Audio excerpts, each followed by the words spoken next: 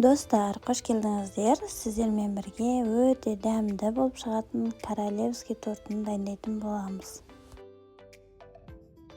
Жумурткамызга кантымызды коса отуруп, миксерлейтин болабыз. Барлык косатын коспаларды төменге жазып калдыратын боламын. Коспамыз 2-3 эсе көбөйгенче аралаштырып алабыз. 20% каймак косатын болабыз.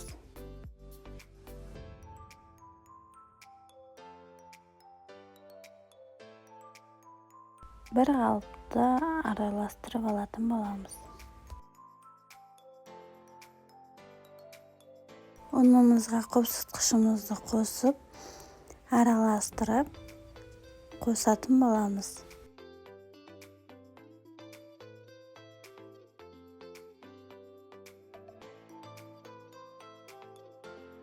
Унубузду аз-аздан сала отуруп, бир жак катарына аралаштыратын болабыз.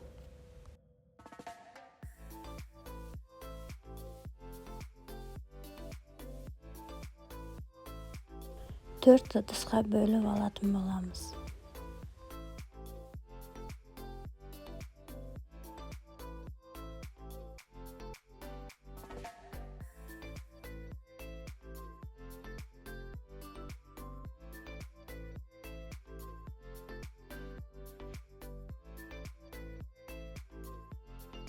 Биринчи ыдышыбызга мак косуп аралаштыратын болабыз.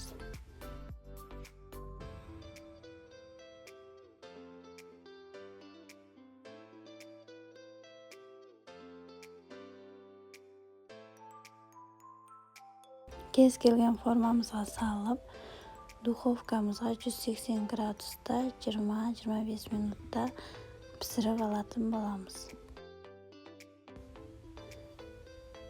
Экинчи ыдышыбызга грек жаңгагын кособуз.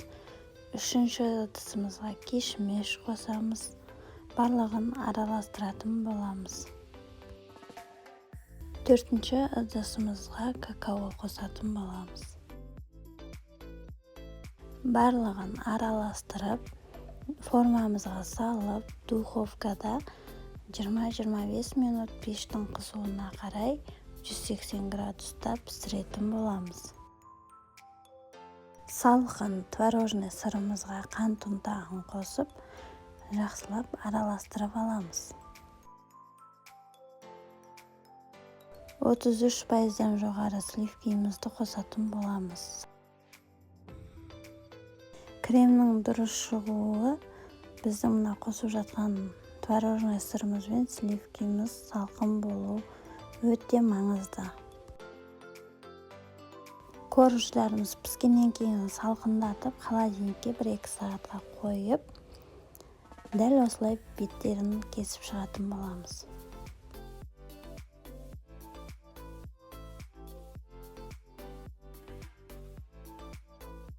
Тортумуздун формасын жакшы ұстау үчүн подложкамыз катты болгону да маңызды. Подложкамызга аздаган кремибизди жагып, мак косулган коржумузду койдум. Сырткы бөлүгүнө арнайы кольцомузду кийгизип, ички бөлүгүнө арнайы тортумузга арналган пленкасын ыңгайлаштырып койдум. Суумузга кант унтагын салып эзип аламыз. Дәл осы видеодагыдай бетине пропитка жасайтын боламыз. Кремин толугу менен жагып чыгабыз.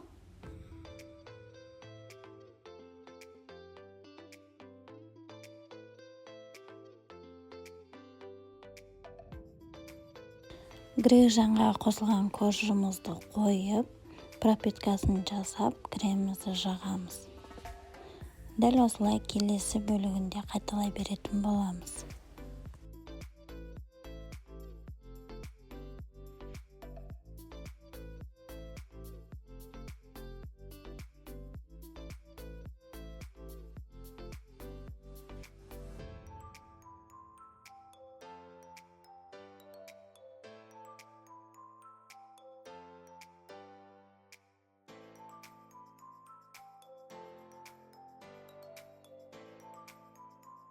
соңғы бөлігін астыңғы бөлігін бетіне аударып салатын боламыз. Кольцомызды қыса отырып, тортымызды жинақтап аламыз. Бетін пленкамен жауып, холодильникке кемі 6 сағатқа қоямыз. Үй температурасында сармайымызды ағарғанша миксерлейтін боламыз. Сармайымыз 82%-дан жоғары сапалы болуы қажет. Қант ұнтағын қосып араластырамыз.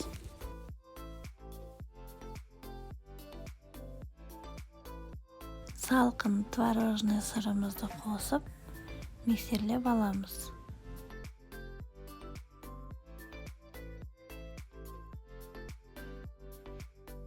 Тортымызды кольцодан шығарып, морозильникке жарты сағатқа қойып аламыз. Кремін толығымен жағып шығатын боламыз.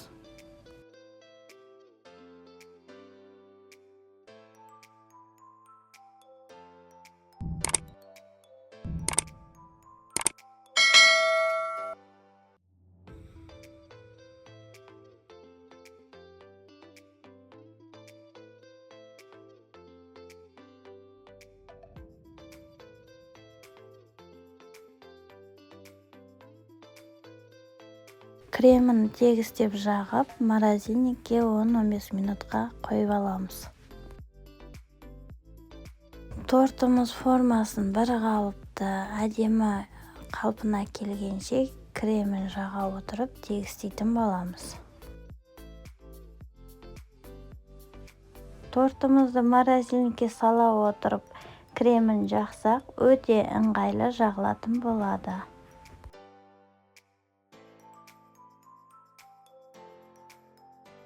Тортымыздың сыртқы бөлігін әрлеу сіздерге қызығырақ болатын болса, маған комментарияма бөлісе кетіңіздер. Алдағы уақытта сіздерге көрсететін боламын.